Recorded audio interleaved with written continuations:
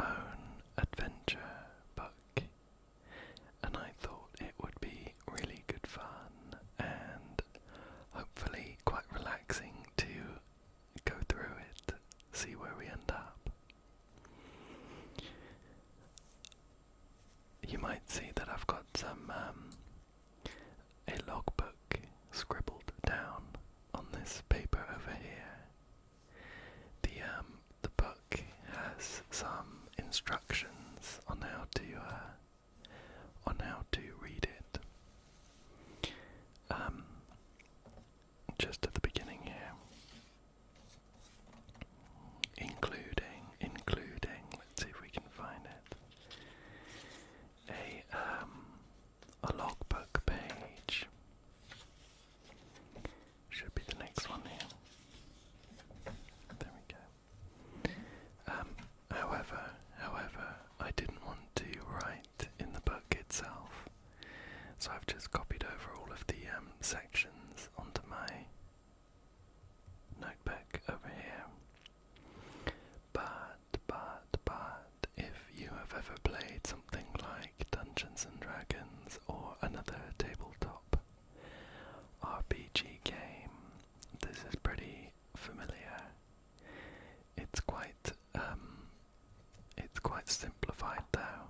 We've just got a few stats like life points and a couple of abilities and some spaces for items and things. But all that you need to know is that I will be keeping track of these things as we go through. In parts of the book we may collect a new weapon, for example, or some armor, and I'll note that down. We also will have some combat situations that will involve using these two dice. I'll be rolling these when we need to. The book kind of has like its own combat system. Should just be here. So we'll be potentially fighting some monsters, and we'll need to pick what kind of attack we're gonna do, how powerful, and if we match the roll, then we do that much damage. I don't need to worry about this too much. I will go through it when we get to combat. But rather than going through some of this intro stuff, which is all very helpful but quite self-explanatory if you've ever played an RPG or anything like that, let's get straight into the story. So, this is a choose your own adventure book, which means we'll get a bit of a situation, and at the end you can see just down here we have a couple of options, and depending on our option we'll move to a different page in the book.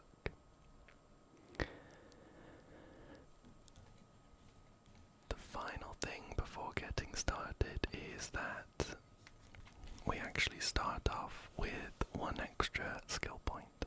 Let me grab that. We can put it in any of the abilities that we want. At the moment I have got no clue which ones are most useful. So I'm gonna pick one at random. How about endurance? How about an extra point in endurance? I'm just gonna cross that off and put a 4 down. It would probably be easier to use a pencil, but I'm actually not the biggest fan of pencil noises in ASMR. I think just personally they're a bit too scratchy. They kind of make me cringe a bit. But I mean, let me know if you really like them. I prefer pen sound. Right. Let's get started.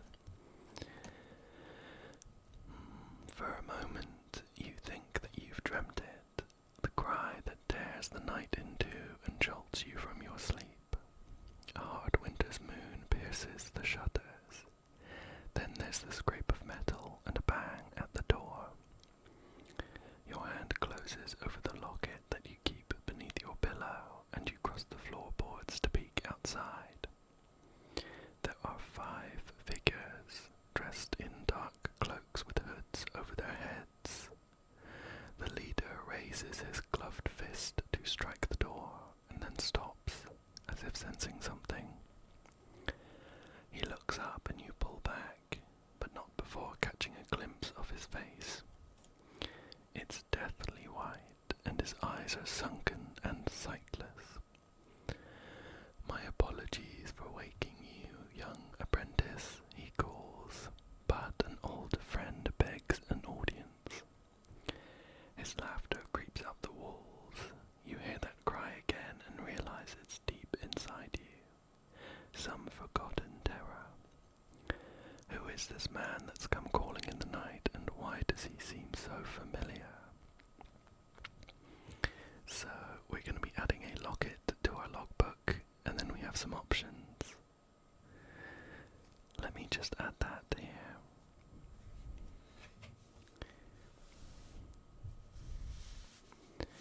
I've got a second page just underneath with a space for items and some other notes, but we're just going to add locket for now. There we go. Locket. No more details than that, just for now.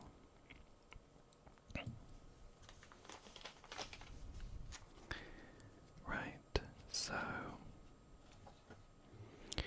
we had some options here. We could either open the door and ask him ourselves why he seems so familiar. We could try and buy some time and call down from the window. Or we can escape into the alley behind the workshop. I don't know about you, but this seems pretty suspicious. I'm not sure if escaping into the alley is the most reasonable response though. Shall we try and buy some time and call down from the window? So, to do that we need to turn to page, or section 127. Let's see if we can find that here.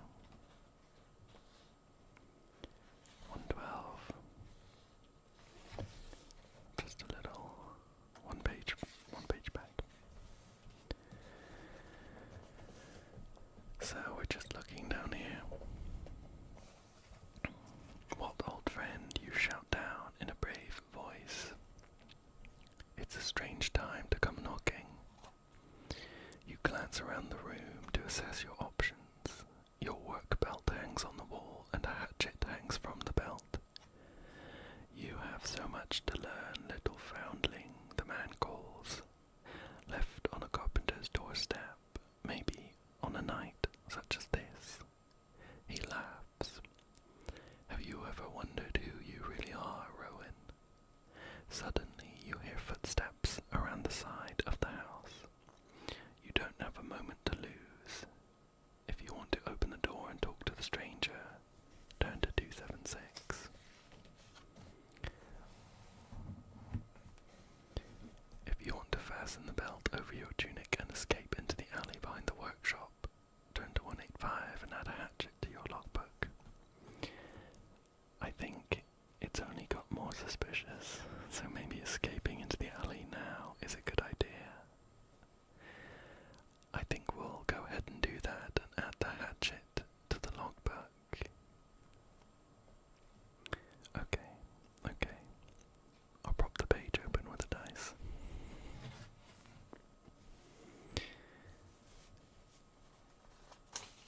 So, I also can't quite remember if in the intro it actually mentioned our name, but I'm assuming our name is Rowan. And also if I just quickly check, we do have a space for weapons, but it hasn't really said that the hatchet is a weapon, so I'm going to add it as an item for now.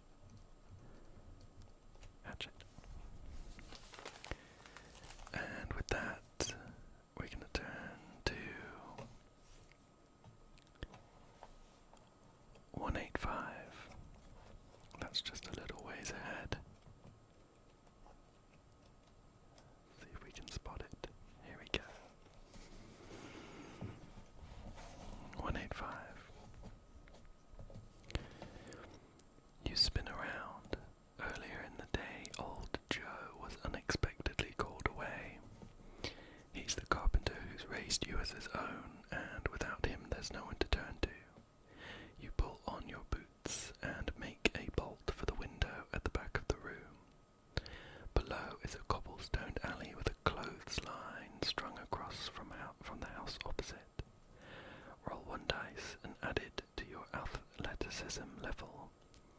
If your total is 7 or higher, turn to 56. If it's 6 or lower, turn to 417. Well, we start off at 3 for all the skills, and we didn't put a point into athleticism, so we're at 3. Let's roll this dice and see where we end up. That's a 3. We've only got 3 in athleticism, so unfortunately we haven't made the cut. We've got exactly 6. That's unfortunate. We're going to turn to 417 to see what happens to us. That's quite a ways in. Nearly at the end, it looks like.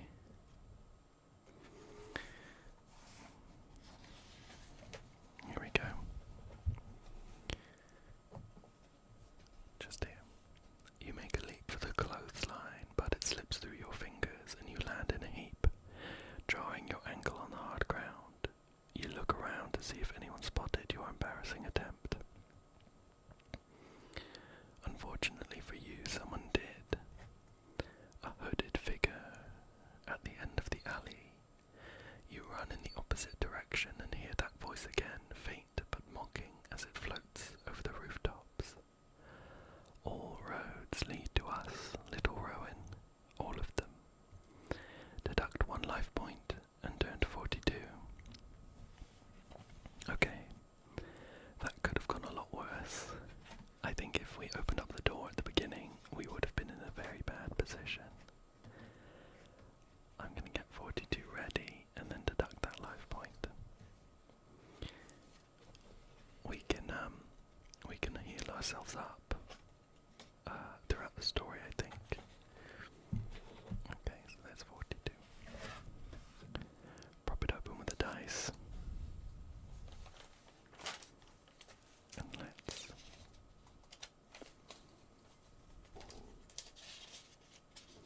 fumble with the notebook. And we are unfortunately down a life point. Down to 11. Right. On with the story. We're on 42 just here. The sound of pounding feet reverberates down the narrow alley. 4 of the hooded figures are giving chase. The moon is hidden behind the rooftops, but you know these back ways well.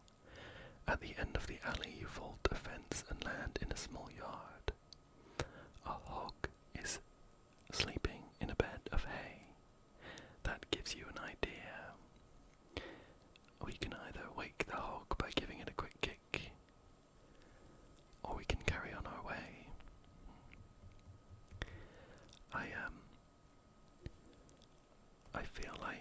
I feel like we should leave it sleeping, right? If we wake it up, the hooded figures might be able to tell where we've been. I think we could give them the slip if we leave the hog sleeping. Let's turn to 249 then.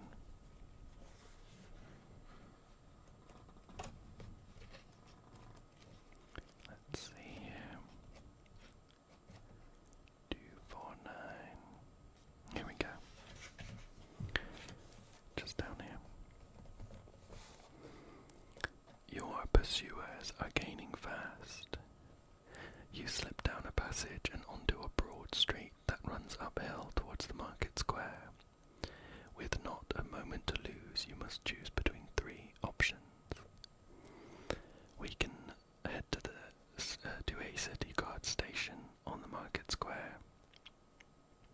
We can choose to hide in the stables across the street. Or up here.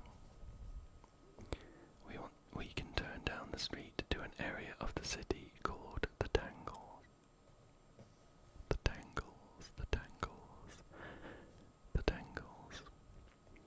Well, the Tangles sounds both exciting and also potentially a really good area to lose some cultists. Let's head to the Tangles and turn to 293.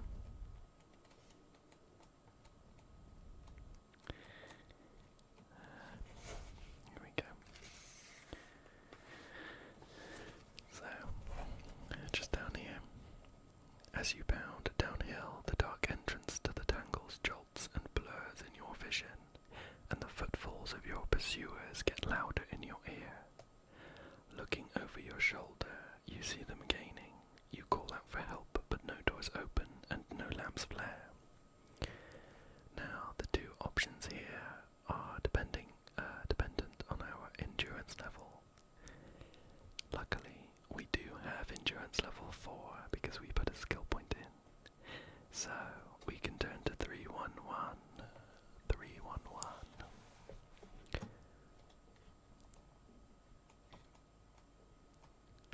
Let's get there.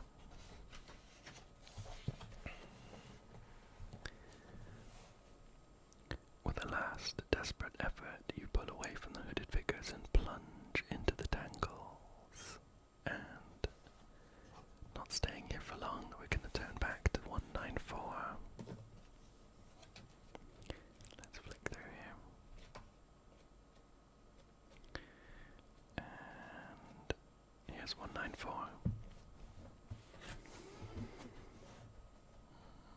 You dart down an alley and slump behind a barrel to catch your breath. Helmsgard is the city you've always called home. But suddenly you feel very alone. Who are these people? What do they want? Then you remember something that old Joe said a few weeks ago. You were sweeping up after work and he leant in the doorway with a strange look in his eyes. Get to the cat and coracle, Rowan. If you're ever in trouble, forget the city guards. Get to the cat and coracle. I'm not sure what a coracle is, or if I'm saying it properly.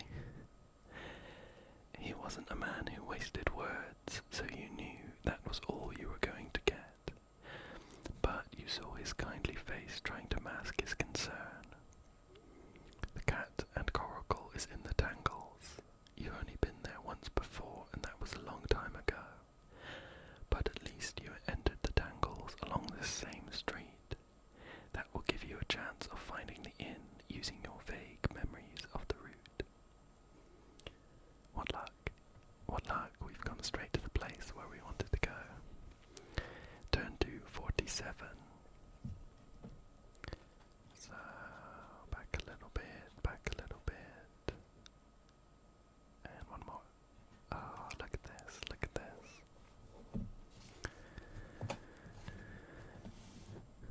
Just at the top here. You remember entering the Tangles early one morning with old Joe and seeing a witch on a broomstick pointing your way down the street. As the sun rose above the rooftops, you were suddenly blinded by the light from the top of a tower. You turned off and fought your way against herds of cattle being driven to market. In the end, you both gave up and turned off at a crossroads. The smell of freshly baked bread wafted towards you on the breeze, and you reached a square where a man was whistling, walking on air, while tying a rope. Leaving the square, you followed Poor Man's Crescent until you finally reached the inn, with the clangs of an anvil coming from a blacksmith nearby. It says here, if you followed your memories correctly, you can get to the inn by turning to the number that your finger has traced. If you can't find the route, turn to 89. That's an interesting way of doing it. I quite like that. So, let's see here. You remember entering the Tangles early one morning and seeing a witch on a broomstick. Right. I wonder. Witch on a broomstick. I think I see one up here. Give me 1 second.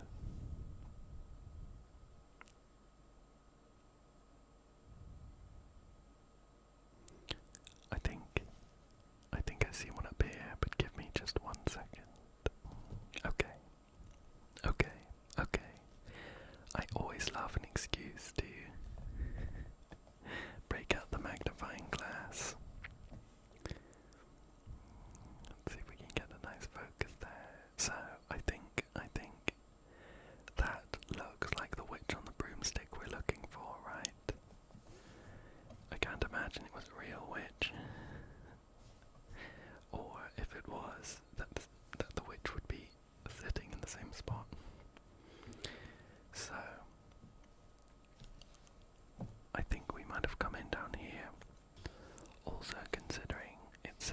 were suddenly blinded by the light from the top of a tower. I think that tower might be this one here. Try and get that one in focus. There we go. So, I think potentially we were coming in from this direction here. What's next? You turned off and fought your way against herds of cattle being driven to market. Well, this street here has loads of cattle, so I think we're coming down here, and then down here. Next up, you both gave up and turned off at a crossroads.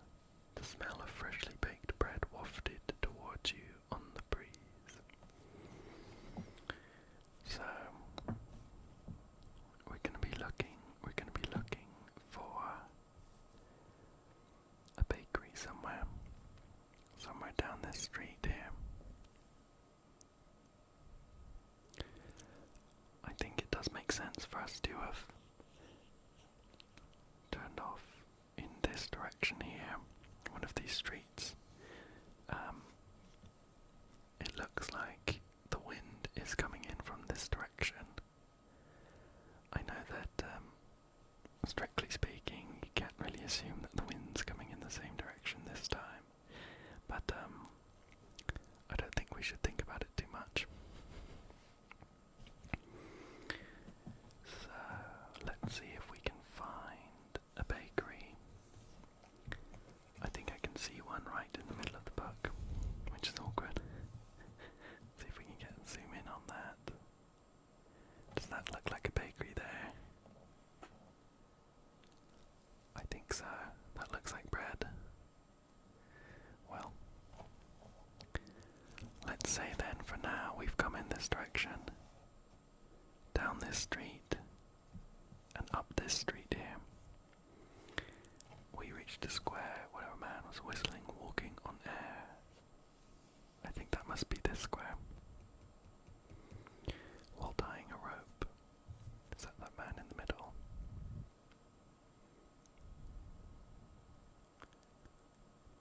Potentially. Leaving the square, you followed Poor Man's Crescent until you finally reached the inn with the clangs of an anvil coming from a blacksmith nearby. Well, luckily there's only one street on this entire page. Oh, two actually. Well, one street that comes off this square that is in the shape of a crescent. Basically a curve. And I think it's this one. So we're going to follow that round. And I think we'll come out just there. A little difficult to see, squeezed in the middle of the book there, but is that an inn? I think so, right there. See if we can get a close up. Just there, an inn on the right towards the centre of the book, and a blacksmith on the left. So with all that in mind, if we just follow the direction we went, we came in from here, down this road, up here into the square, and then round this hook to here. That looks like a 5 to me. Like a 5, like the number 5. So, shall we try turning to number 5? That's going to be right near the beginning of the book here.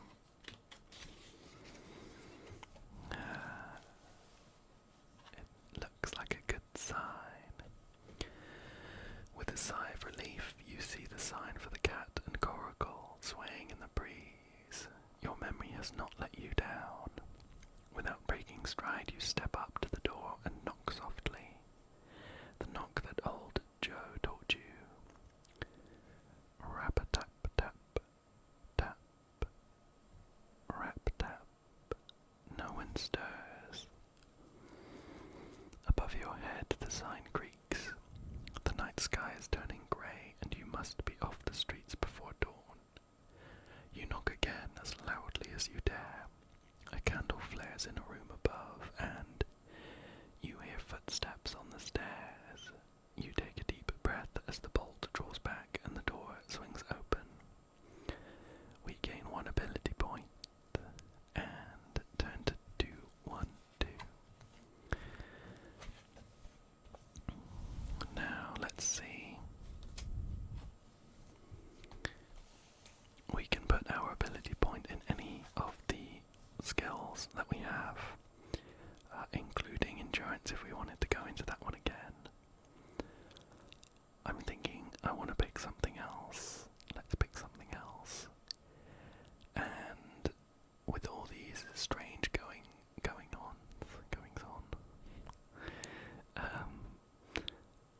I think Sixth Sense looks like a good choice to me. Some kind of gut feeling for dangerous situations I think would really help us out. So let's get 4 points in Sixth Sense.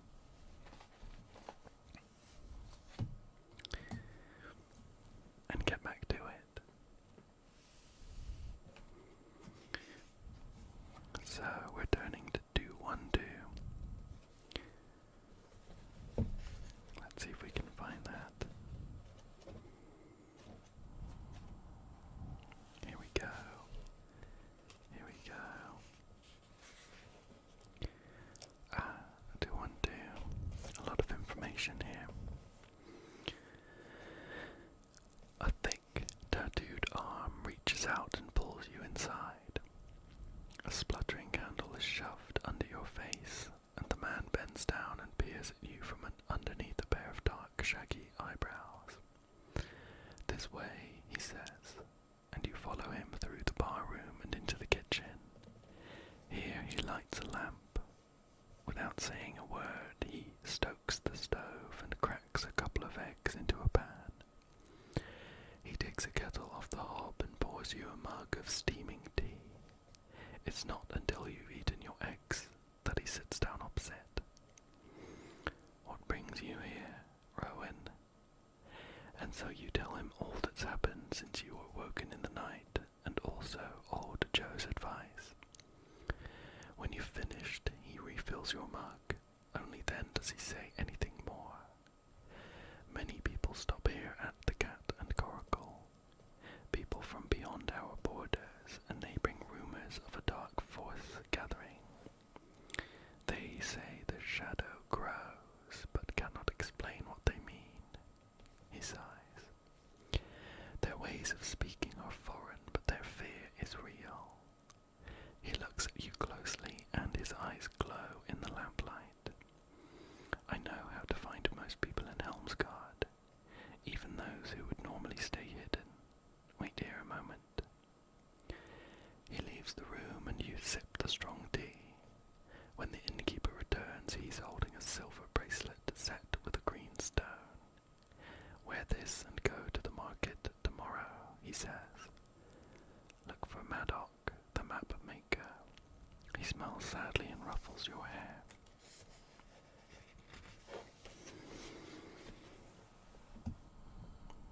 You've had a long night for one so young. Rest here a while before you go on your way. Add a silver bracelet to your logbook and add 2 life points. Then if you have a white flower, turn to 384. If you don't, turn to 136. Well, unfortunately we don't have a white flower, but I will still take the life points and the silver bracelet. Now you can't go higher than 12, but we've taken a bit of damage, so we'll take a bit of healing. And we can add a silver bracelet to our list of items. Silver.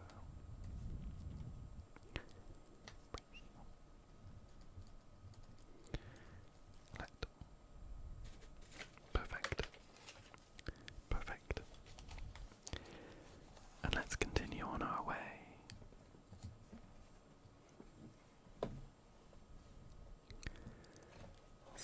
we're going to be turning to 136 because we don't have a white flower.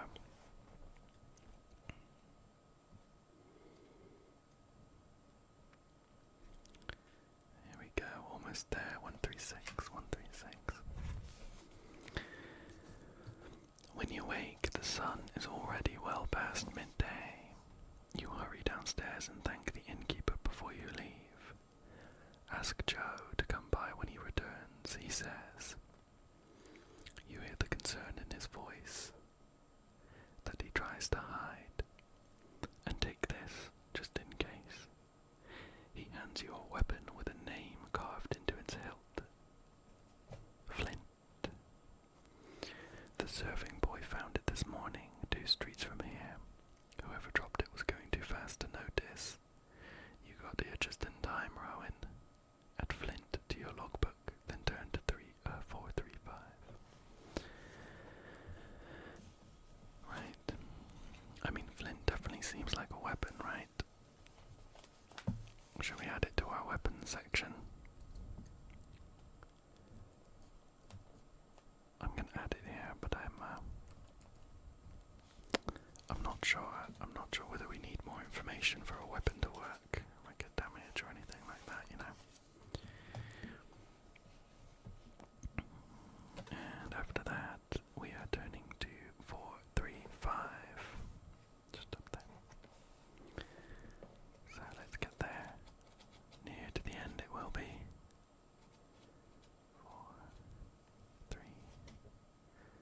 435. Wow. One of the final pieces, I think. Here we go. After leaving the cat and coracle, you retrace your steps from the night before. A guard watches you closely as you emerge from the Tangles, and you nod in his direction. He does nod back, but lets you pass unhindered. If you'd like to visit the market straight away, turn to 331. If you would first like to report your attempted kidnapping to the city guard, turn to 200. If you'd like to go back to the workshop to see if old Joe has returned, turn to 377. I think the option that's jumping out at me is just to go straight to the market. I definitely wouldn't go to the city guard. I think old Joe's advice was something like that. Right, forget about the guard. And it also seems a bit silly to go back to the workshop, especially because the hooded figures know where the workshop is. Let's head straight to the market and turn to 331.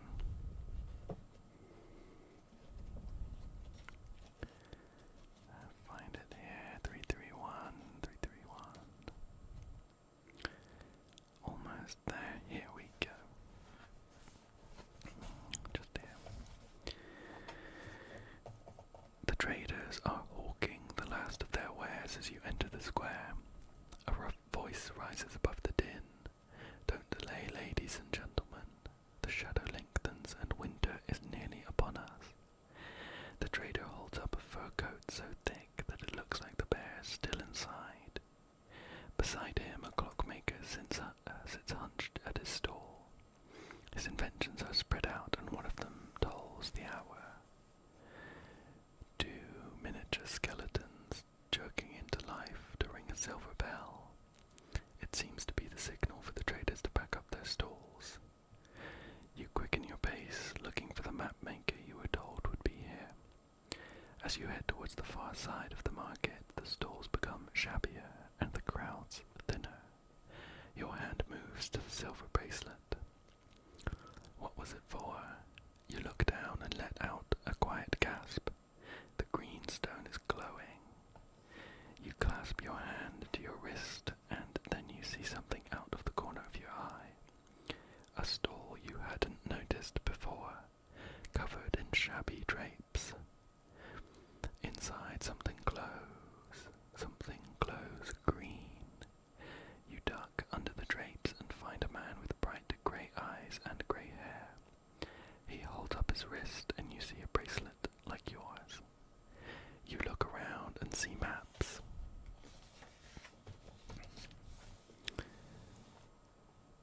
You see maps rolled and maps spread.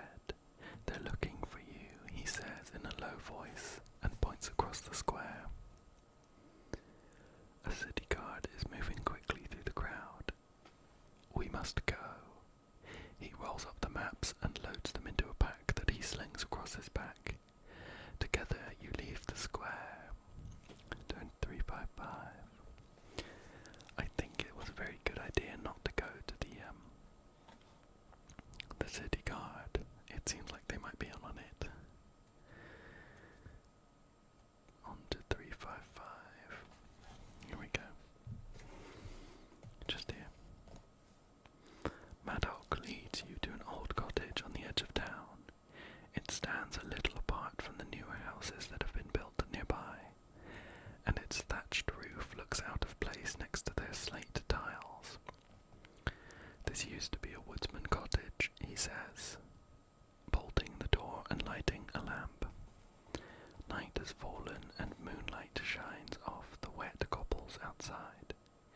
He closes the curtains and hangs up his cloak. On the way to the cottage, you told him all that's happened, and now he's strangely quiet. He pulls 2 seats in front of the kitchen range and stokes the fire. Only when you have a steaming bowl of stew and your boots are drying on the hearth does he sigh and break his silence. Add 1 life point, then turn to 416. We're actually on full HP, so we can't heal anymore. Let's go straight to 416. Here we go.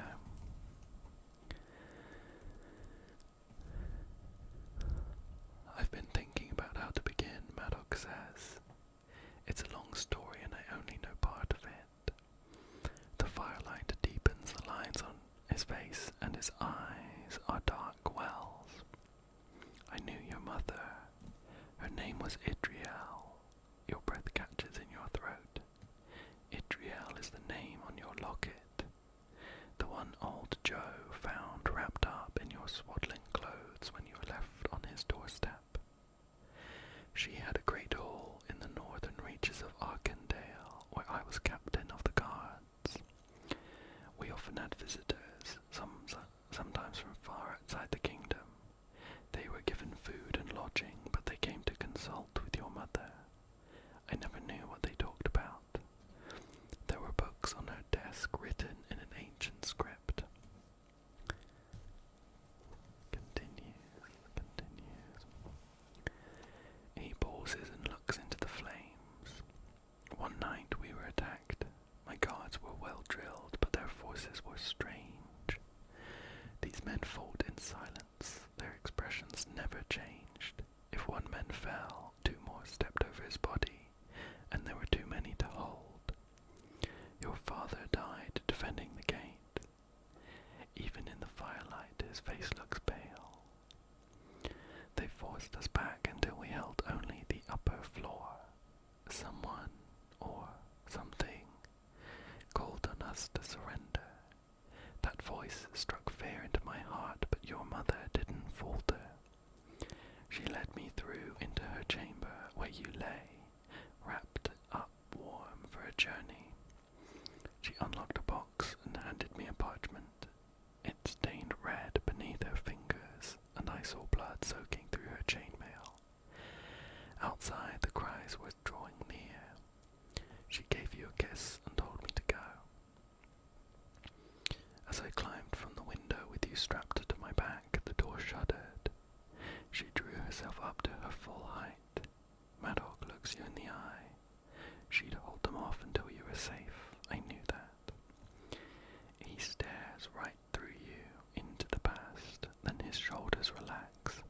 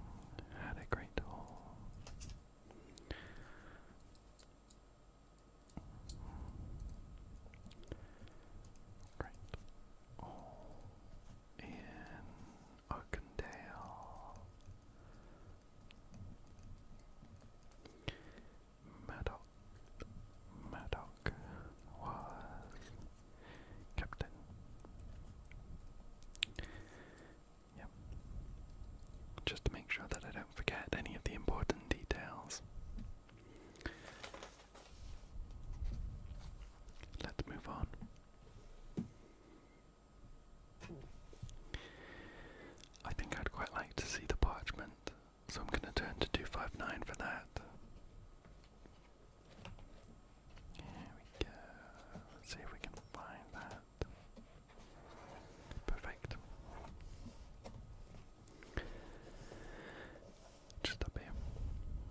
Madoc goes into another room and comes back with a parchment. It's soft with age and discolored by blood.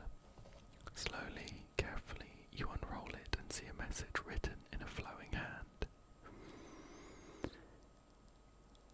I've read the message and can make nothing of it, Madoc adds, but maybe it will mean something to you. You read it over several times. At first there seems no sense in the message at all, but then something stirs. A memory so close that it's like your mother's whisper, whisper, whisper, whisper, in your ear. I know where to look, you say. She's telling me where to look. Now, if we've already been back to old Joe's workshop, we would turn to 148, but we haven't, so we're going to turn to 39.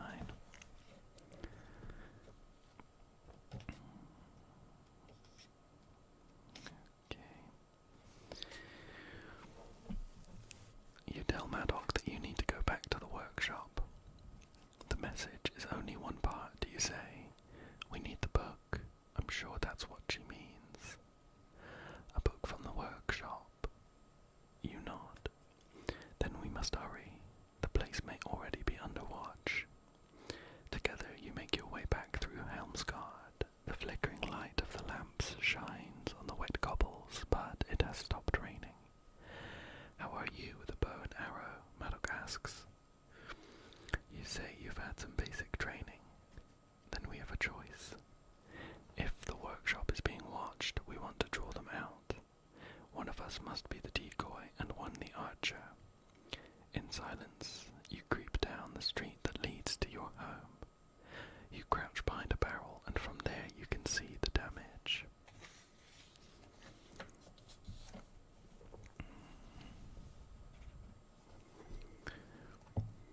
The door is hanging on its hinges and a window has been smashed. Madoc sweeps back his cloak to reveal a bow and a quiver of arrows.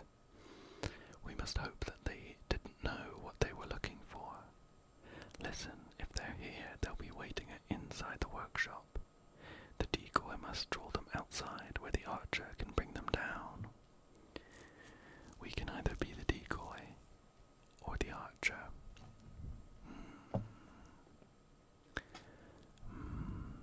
I wonder.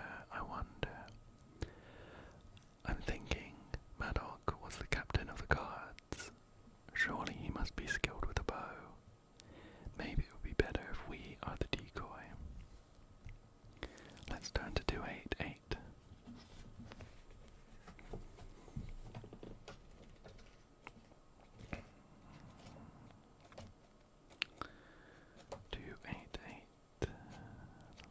A little further. Okay.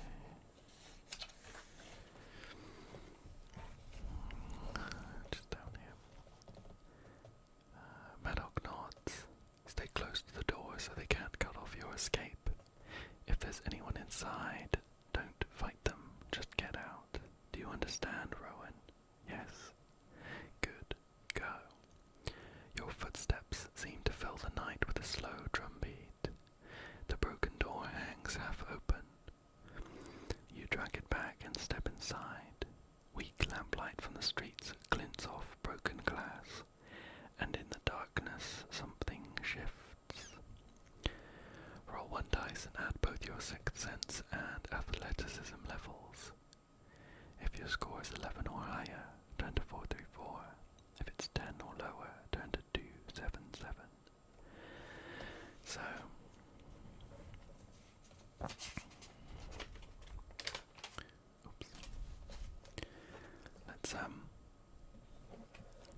let's double check our athleticism skills and our sixth sense. So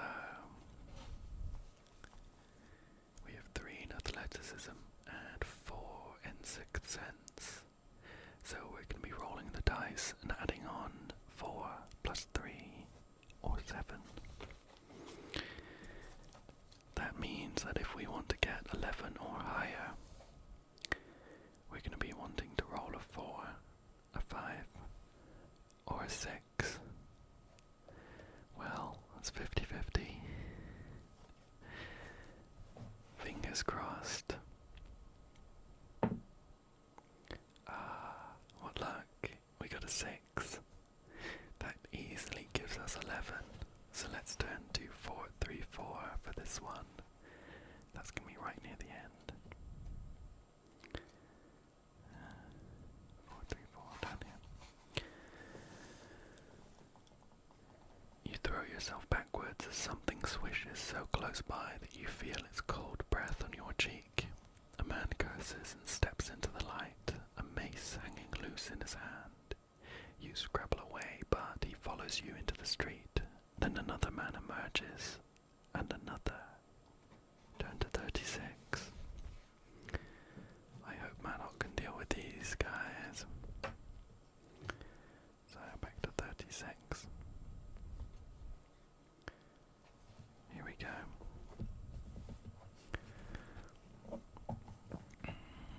6 men surround you. 3 of them are dressed like the hooded strangers you've already met, and the rest are city guards. They must be working together. One of the guards starts to chuckle. He reaches for his weapon, but suddenly his chuckle splutters. He looks down to see an arrowhead sticking from his throat. Get down, Madoc shouts. Another man drops before they realize what's happening. One of the hooded strangers drags you towards the workshop. Kill the archer, he shouts. You're pulled inside, but desperation makes you strong. You twist from his grasp and reach for flint. Now we have got combat. We have got combat. The way that it works is we have 6 rounds to beat this guy. 6 rounds to beat this guy. In each of the rounds, we're going to make a choice in terms of what kind of attack we want to do. 7 or more for them to lose 1 combat point.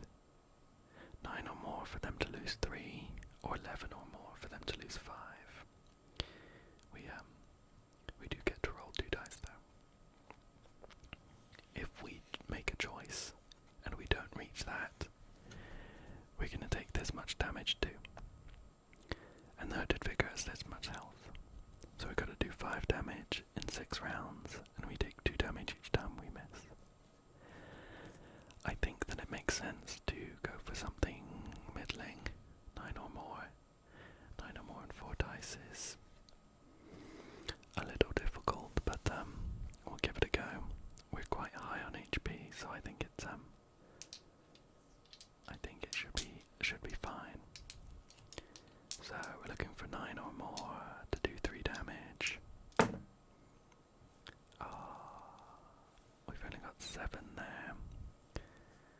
Sorry, 8. We've only got 8. So we're going to be taking 2 damage on that. Oops. Let's get the logbook over.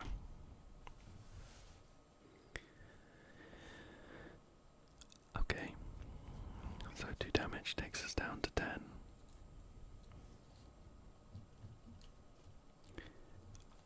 I think I'd quite like to go for a medium attack again, so we're going to roll twice and hope to get 9 or more.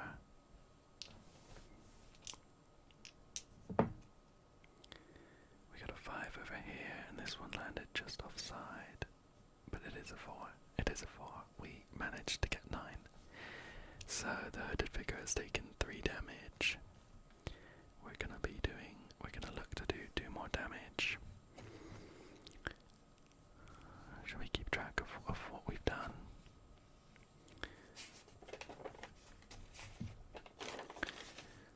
Just to make sure that we don't lose track of anything. So let's go. Hooded figure here. Hooded figure.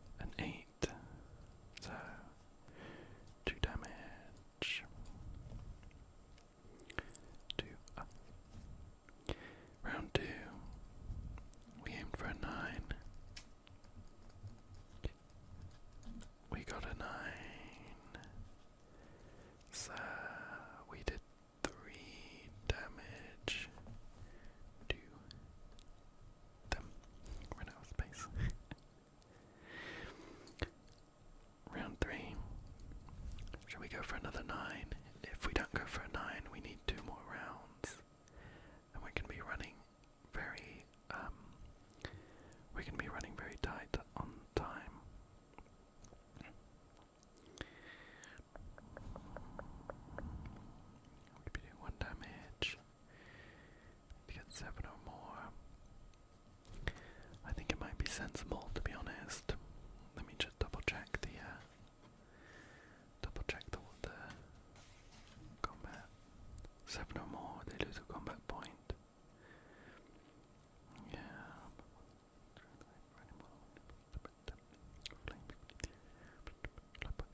Zero any point. Round around you to defeat your opponent.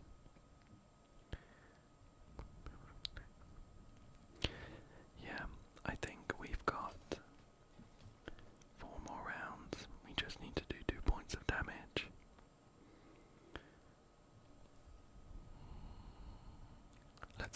Let's go for 7 or more.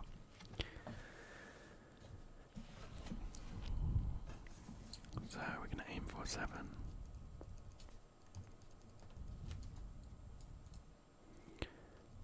7.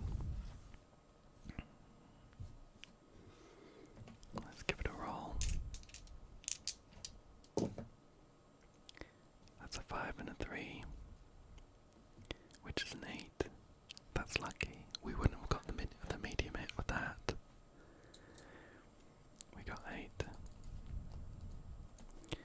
1 damage. 2 them. So we only need to do 1 more point of damage to have defeated the hooded figure.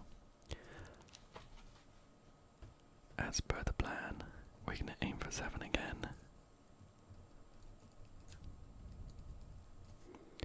7. Come on, come on, come on. Ah, that is not what we want to see. That's a 6. Okay. So, we only got a 6 here. That's unlucky. That's 2 damage to us. We'll add that to or we'll take it away from our life points at the end. Round 5 though, we're going to aim for 7 again. Come on, come on, come on, come on. There's an 8. Perfect, perfect. Okay, okay. I'm sorry about the footage for the last few minutes. I ran out of space, but only on my phone, so I still got the audio, which is something. Anyway, so we'd only just finished the combat with the hooded figure, where we finished off with a roll of 8. Just there. So let me just note that down. Got 8. 1 damage to them. So with that, we have defeated the hooded figure with a total of 3, 4, 5 damage. So that covers all those skulls there. And before I forget as well, I need to mark down the 2 damage. The 2 damage that we took. So we're down to 8 life points, which could be better. Could be better. Let's check and see what happens now that we have now that we've defeated the hooded figure. We're going to be turning to 159. So let's find that here. Perfect. The hooded stranger, just here, fights in silence and his expression never changes. Even when you strike the final blow, he falls to the floor as Madoc runs through the doorway. We've been lucky, he says grimly. I did not expect send 6 men to ambush 1 child. You must have their respect, Rowan. He looks round the workshop. We should hurry. The night is quiet.